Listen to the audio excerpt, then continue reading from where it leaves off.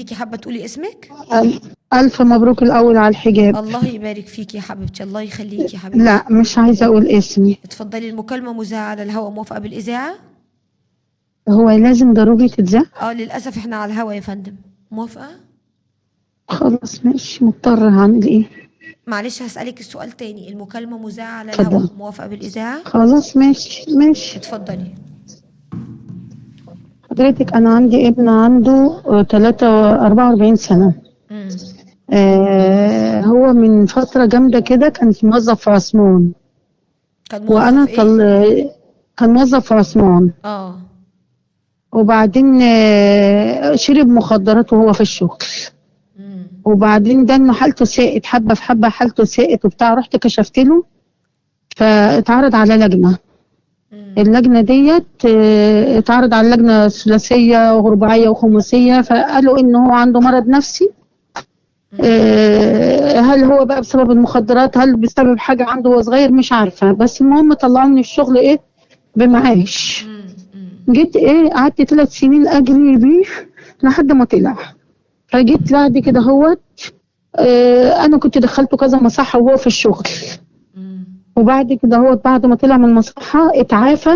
قعد 3 سنين متعافي. هو كان مع زوجته، مع 3 ابناء، كان مع زوجته. ها. كان الاول بيتخانق معاها ويضربها ويكسر ويعمل، وفي الاخر راحت هي كلمتني وقالت لي شوفي حل لابنك. وديهولي مصحه، وديته مره واثنين وثلاثه. ها. فالمهم اخر مره ديت بعد ما طلع اتعافى 3 سنين. تمام. ال3 سنين دول طبعا هو مريض نفسي، ما كانش بيتحمل اي حاجه. بس بطل يضربها، بطل يتخانق، بس اما بيتعصب كان يكسر كوبايات، يكسر حاجات في البيت. ها. فجت هي برضو ايه، في الفتره اللي بطل فيها ال3 سنين دي حاولنا نجيب له شغل، قالت لا سيبوه قاعد في البيت. كانت هي بقى بعد انا ما دخلته قالت له خدي الفيزا بتاعته، ادفعي له الفلوس في المصحه وكملي عليها، وانا هشتغل وادفع الايجار، وكنا بنساعدها على قد ما بنقدر. فاما طلع قلنا لها ايه، قلنا لها اقعدي وهو ايه يطلع يشتغل. رفضت. هو قال لها اقعدي، رفضت. كان قاعد في البيت ال3 سنين يا دوب قايم بواجبات بقى ايه، الادوار اتبدلت، قايم بواجباتها وهي قايمه بواجبات البيت. ها. فطبعا الفلوس ما كانش بتكفي، هو بيشرب سجاير كتير. ها. كان بيحصل مشاكل بسبب كده بقى. ها. جت فتره في رمضان كده في رجب وشعبان راحت سابت البيت ومشيت. جميل. راح رجعها. راح لعمها وبس على رجليها وتحايل عليها ورجعت.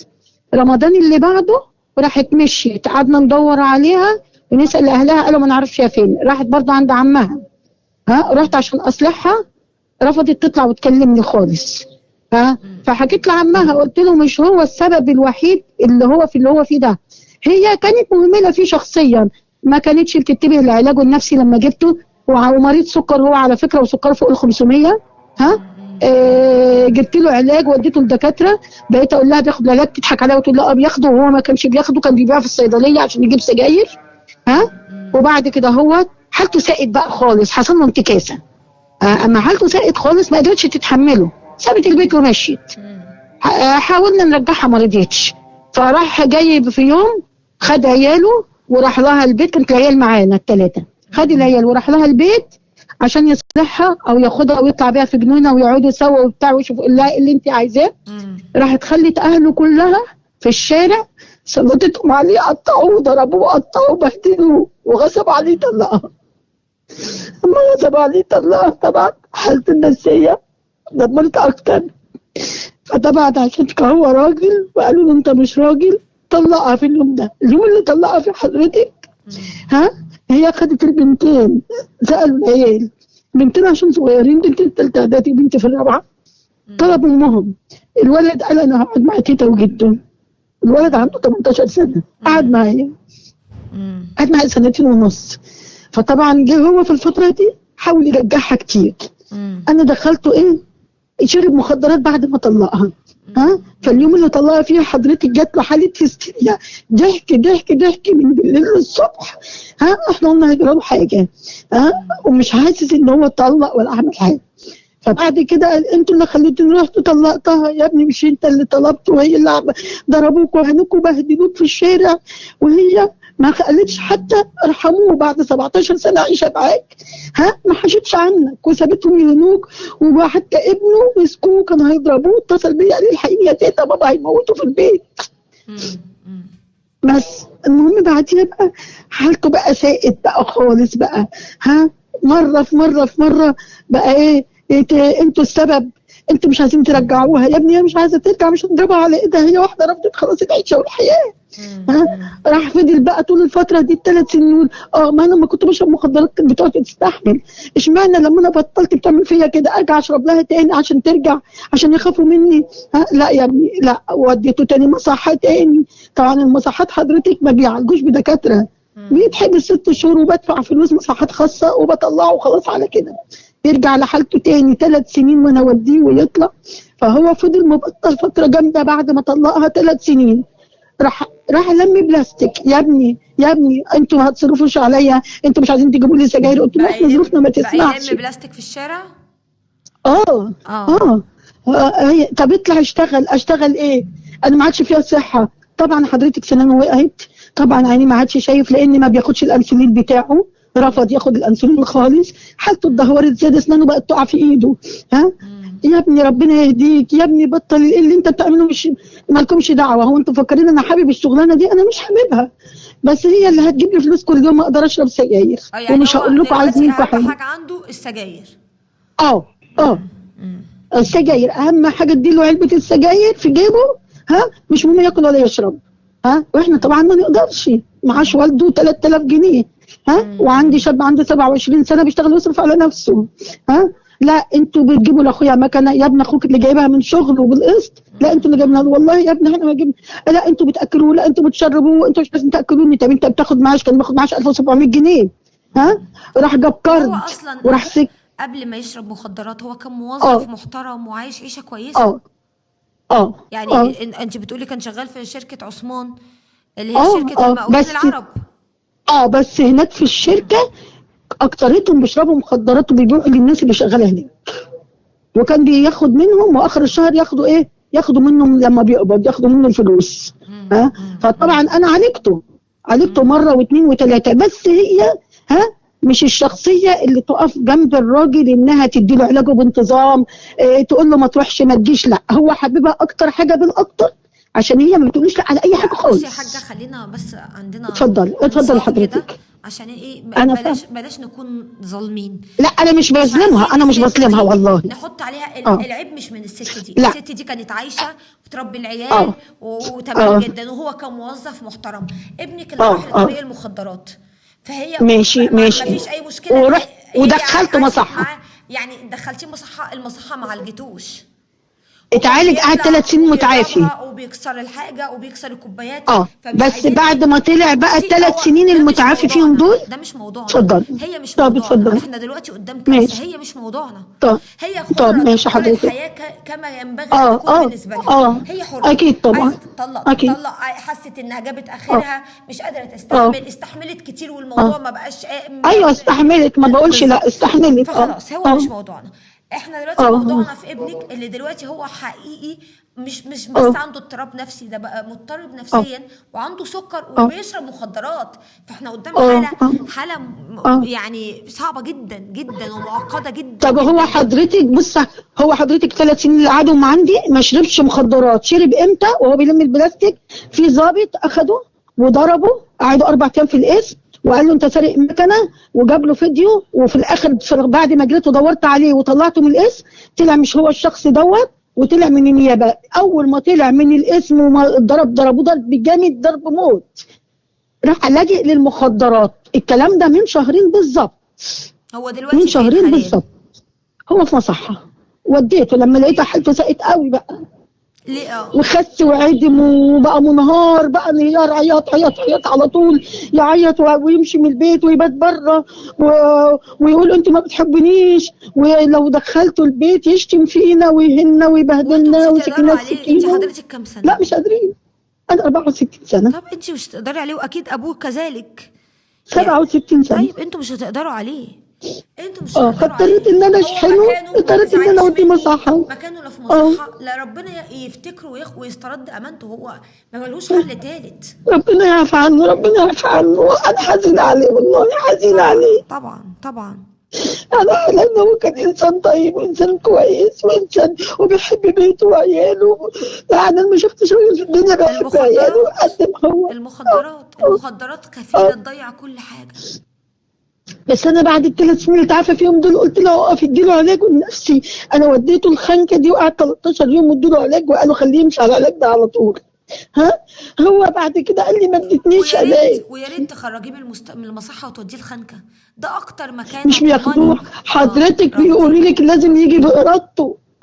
انهي اه. مريض نفسي يروح بارادته؟ انا مم. رحت العزازيه، مستشفى العزازيه في اسماعيليه، برضه مم. قالوا لي كتفي وهاتيه. ما ينفعش اكتفه واوديه، ازود حتى زياده. امال انت بتوديه المصحة كل ازاي؟ بوديه بشحنه بفلوس، بيجوا ياخدوه. بشحنه. اه طبعا لما بلاقي الناس كلها بتتفرج عليا في الحته، ها، وبخلى منظر ده في الحته وحش قوي، الكل بيبص له بصه مش كويسه، بيمشي بهدومه وسخه وبيمسحها ويهدي. ها، فانا كنت خايفه حد يضربه، حد يهينه، حد يبهدله.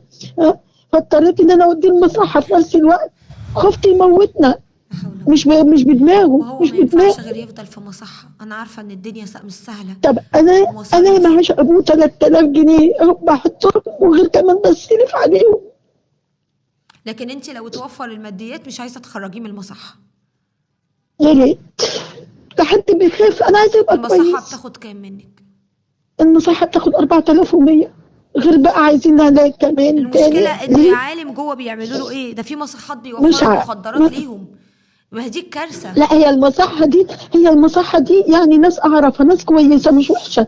بس هو عايز علاج دكتور كويس شاطر يقدر يعالجه نفسي.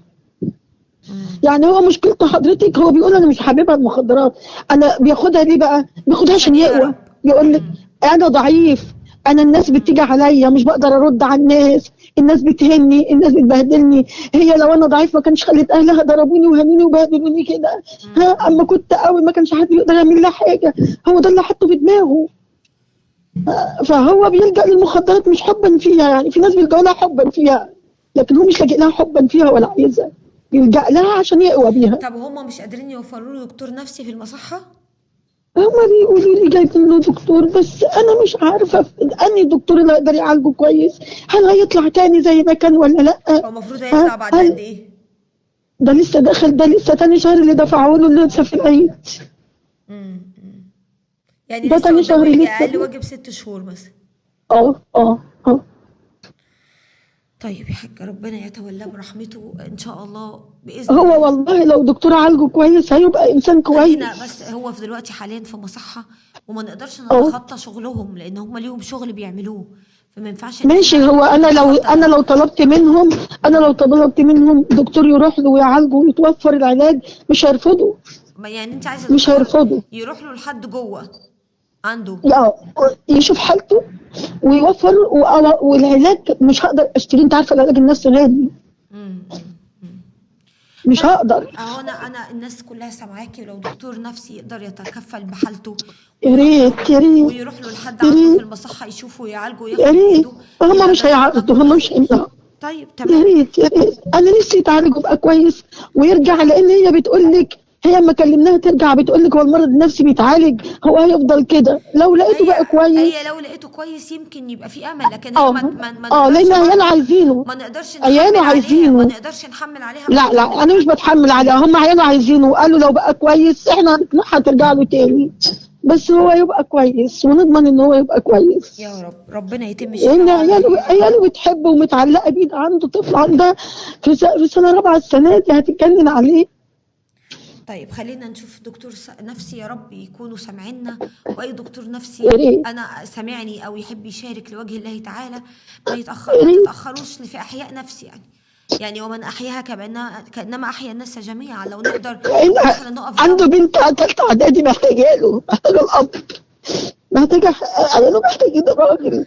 طيب طب اهدي وصلي على النبي كده ووحدي الله وقربي من ربنا وادعي له قد ما تقدري. قادر ربنا يرفع هذا البلاء. ادعي له والله، يا ادعي رب له. يا رب ربنا يرفع هذا البلاء يا رب يا رب في القريب العاجل، وربنا قادر على كل شيء. انا عايزاكي تهدي وهو مش خالص. حابب، هو مش حابب المصحات. هو لدرجة انا قلت له وديك دكتور نفسي، قال لي وديني. هو مش حابب المصحات ولا هنشوف حابب هنا، المخدرات، بس في مش تفصيلة حاببها ان خالص. الدكتور هيبقى محتاج يروح له لحد عنده، ودي مش تفصيلة مشكلة. صعبة شوية. يعني يا ريته هو اللي هيجي للدكتور، لا ده الدكتور هيدخل له المصحة. اه اه دي فهنا المشكلة. دي تفصيلة صعبة مش سهلة، بس خلينا اه نشوف يمكن نلاقي حد من أهل الخير حابب يدعم الموضوع ويساعد دكتور نفسي، حابب حتى لو بتكلفة مادية نقدر عليها. صدقني احنا مش هنتأخر، احنا وأهل الخير، ويا رب نكون عندنا المقدرة. المخدرات سبب رئيسي في إنهاء مش حياتك لوحدك، حياتك وحياة كل اللي حواليك. المخدرات لعنة لو صابت بني آدم بتفضل تطارده، واللعنة دي بتفضل صايباه لحد ما يموت، وبتبقى سبب إنه تنهي حياته وتخليه منبوذ من الجميع. المخدرات من أكتر الحاجات اللي يا رب يبعد شبابنا وبناتنا عنها، ويبعدنا عنها يا رب العالمين، لأنها كفيلة تدمرك وتدمر كل اللي حواليك في غمضة عين، في لمح البصر تتحول من بني آدم ناضج واعي محبوب لبني آدم مكروه حتى من طوب الأرض، من كل الدنيا. بني آدم بيتعامل زي كلاب السكك. كان موظف في شركة كبيرة، في شركة مقاولات، شركة محترمة ناس كتير بتتمناها، لكن للأسف أصدقاء السوء أصحاب السوء يعني مشوه في طريق صعب وشرب المخدرات، والنتيجة زي ما انتم شايفين، جاله مرض نفسي وخسر مراته وخسر بناته وخسر ابنه وخسر أمه وخسر أبوه. اللي شايلة غلبه ومراره هي الأم، لأن الأم بتفضل طول عمرها هي اللي قاعدة بنار عيالها، لو عايشين وفيهم حاجة أو ماتوا بتفضل هي اللي شاربة النار ده. الأم هي اللي أكتر واحدة بتتعذب. يعني أنا حزينة على أم ونفسي ربنا ياخد بإيده عشانها أكتر منه كمان، عشانها وعشان خاطر ولاده اللي أكيد ما كانش ليهم ذنب في كل اللي حصل. ربنا يا رب ياخد بإيده. وأي حد بيسمعني وأي دكتور نفسي يحب يشارك معانا، أرجوك يعني أنا هنبقى معاك حتى لو بمبلغ مادي هنقدر نكونه، هنقدر بإذن الله. لو ده هيشارك في علاجه أو هيكون سبب في علاجه، مع طبعا لازم يكون موجود في المصحة أكبر قدر من الوقت، لعل وعسى ربنا ياخد بإيده، ولعل وعسى ربنا يعني ينتشله من اللي هو فيه واللي وقع نفسه فيه، وربنا قادر على كل شيء. خلوني أطلع فاصل وأرجع تاني.